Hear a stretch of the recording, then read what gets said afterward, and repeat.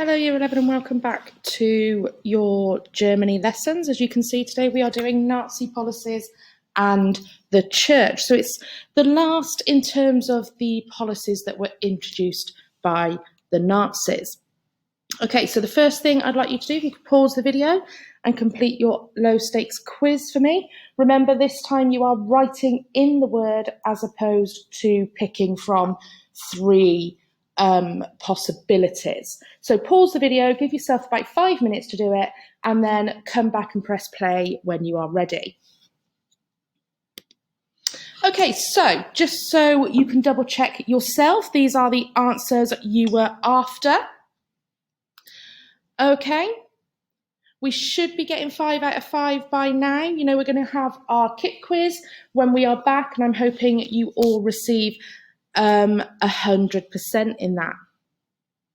Okay, so what I would like you to do today, please, if you could put today's date and then your title in your book, which is Nazi Policies and the Church. Please make sure it is lovely and neat and it is underlined. If you need to, you can pause the video to complete your title and then just press play when you are ready. Okay, so the first thing I want you to do, I want you to have a look at this image. You need to pause the video on this image so you can see it. And in your books, I just want you to bullet point some of the key things that you can see in the Reich Church. So this is how the Nazis changed the church, okay? And what changes, what differences can you see compared to what would normally be in a Christian church?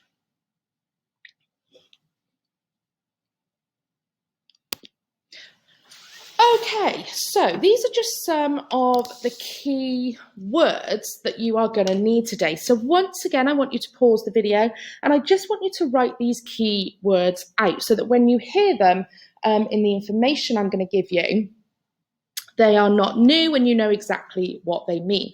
So pause the video and write these out for me and then press play once you have done them.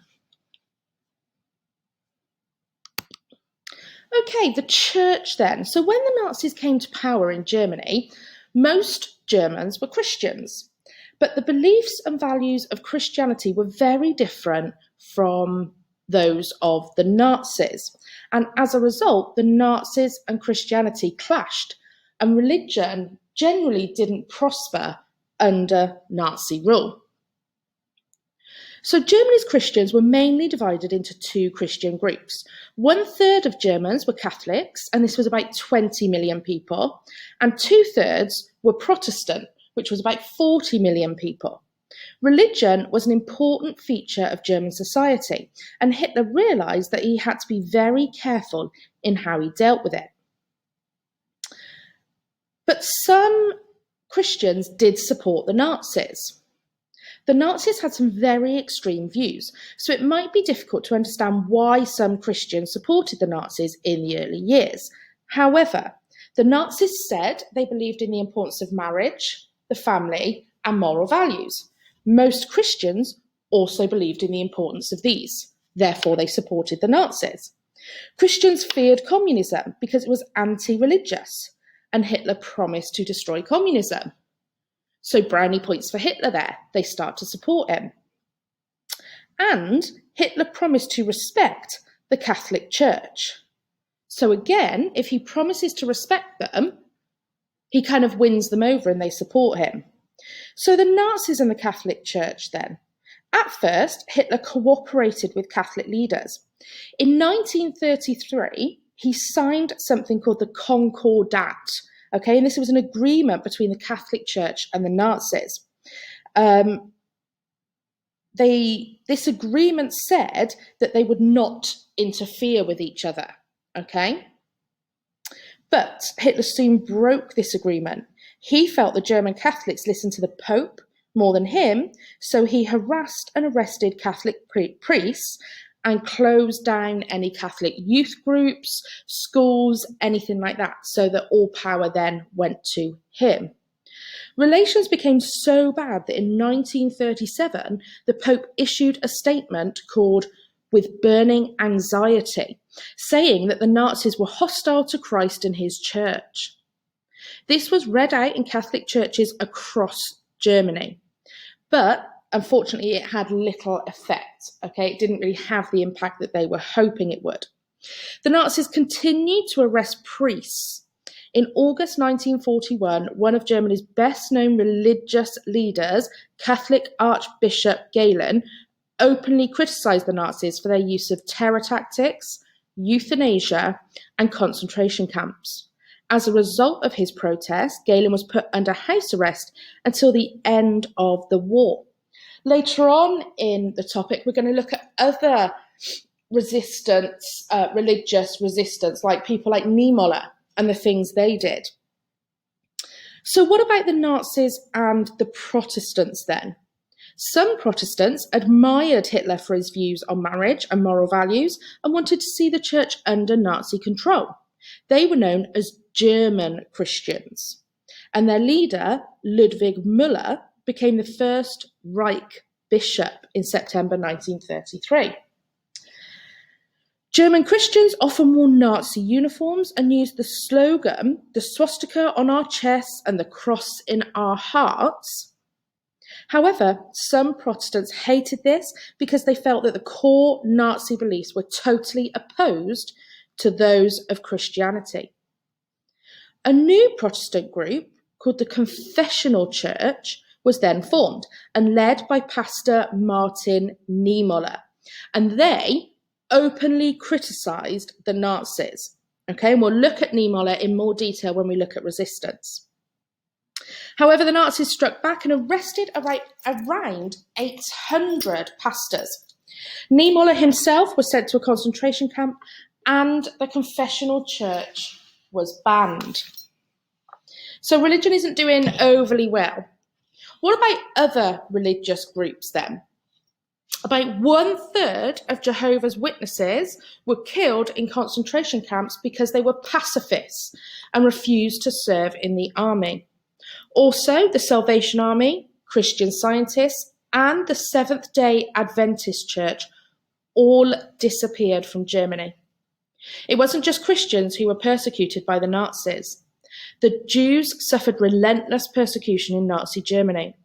In short, the Nazis tended to persecute anyone who didn't put Nazism and Hitler at the centre of their beliefs. And next lesson, we are going to spend that time looking at Hitler's persecution list and the undesirables. Okay, so the first thing I want you to do in your books is answer this question. Why did Christianity and Nazism clash so severely? So you're going to explain at the time what Germany was like, so the Protestants, the Christians, and so on. You're going to explain what the Nazis thought, and then it became important that, okay, so how did they clash? Why were they clashing? Pause the video, complete these questions, and then once you're done, come back to the video and press play for me. Okay, you will see that you have got a Google form attached to your Google Classroom, okay? And this is for your exam questions. You're going to do 2 exam questions for me this lesson, okay? You're going to do a 4-mark question, and then you're going to do an 8-mark question. So we're going to do loads of practice on the 4 marks because this is an easy way to gain those marks. And the question I want you to answer is describe 2 ways the Nazis impacted the church in Germany.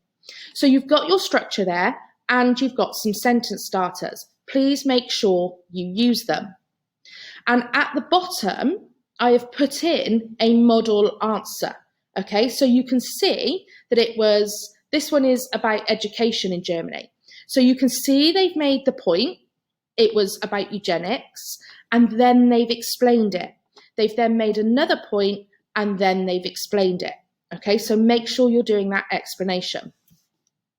Once you have done your 4-mark question, you are going to have a go with an 8-mark question. Okay, So this one is, in what ways did the Nazis impact the lives of German people between 1922 and 1939? So this is basically talking about the policies that were introduced. Now remember, we need to try and use scope in our answer. And for this one, the best scope to use is your economic, social, religious, political policies. Okay, so I've given you an idea of using economical change or social policies. You could use religious, okay? You can choose whichever kind of factor that you want. Again, you have the sentence starters there to help you. And focusing on women again, so, you know, you could use some information in this that's in this model answer. Use this to show you how to structure and what to include, okay? So you can see the women were affected by the Nazis between the years 33 and 39. The Nazis encouraged women to have more children and larger families so that the population would grow, okay? And then they explain that, and they explain the impact. Most of your marks will be gained in that explanation, after that bit that says, this means that, this resulted in. Okay, once you have completed them, please do them on the Google form, and I can collate them and hand them and collate them all together and mark them that way. Once you have pressed submit, that is the end of the lesson, and I will speak to you tomorrow.